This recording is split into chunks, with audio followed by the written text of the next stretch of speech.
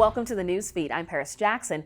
Across the country, there's an air of secrecy around what happens in ICE detention centers. In Tacoma, at the Northwest ICE Processing Center, volunteer organizations have long worked to bridge service gaps and monitor detainee treatment throughout the immigration enforcement system. But as Cascade PBS's Jalen Grisel reports, those groups now face an increased urgency amid federal efforts to expand deportations. On a drizzly day, U.S. Immigration and Customs Enforcement released a few detainees from the Northwest ICE Processing Center in Tacoma, including a man we will refer to as H. Hey, welcome. Hey, welcome. Thank you very much. How are you doing? Good, how are you?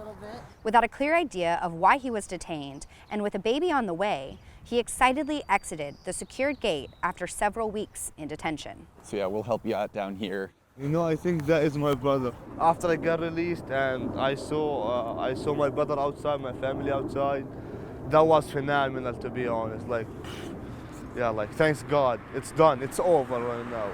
Meanwhile, volunteers from Advocates for Immigration in Detention Northwest, or AID Northwest, greeted the other detainees released that day. Volunteers post up outside of the detention center 3 days a week.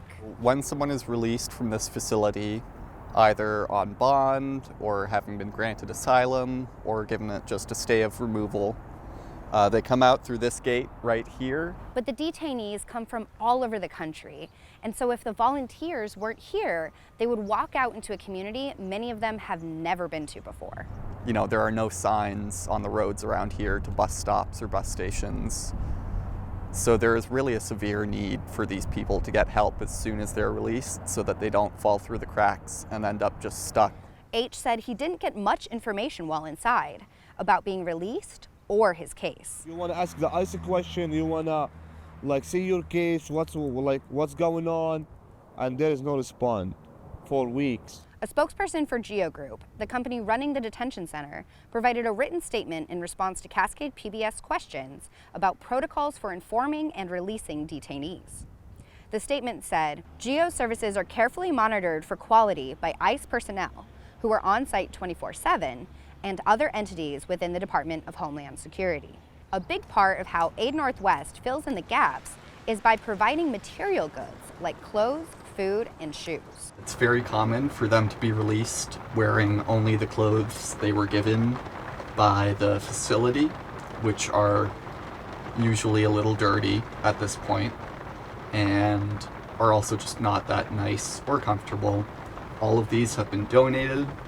AID Northwest also collects information about detainee releases, and Perkinson said he's seen patterns over time. So in the first week after the inauguration, we did not see a lot of change.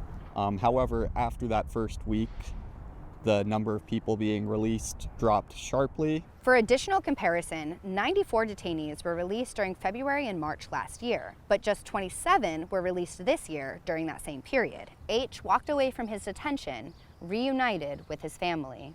Although he remains under GPS monitoring, he described feeling giddy because it meant he could be with his wife when their baby is born. I just want to be out. I just want to be next to my wife, next to my baby. Thank you, Jalen. Next week, we'll continue our series by telling you about flights bringing ICE detainees into King County. I'm Paris Jackson. Thank you for watching the Newsfeed, your destination for nonprofit Northwest news. Go to cascadepbs.org for more great local coverage.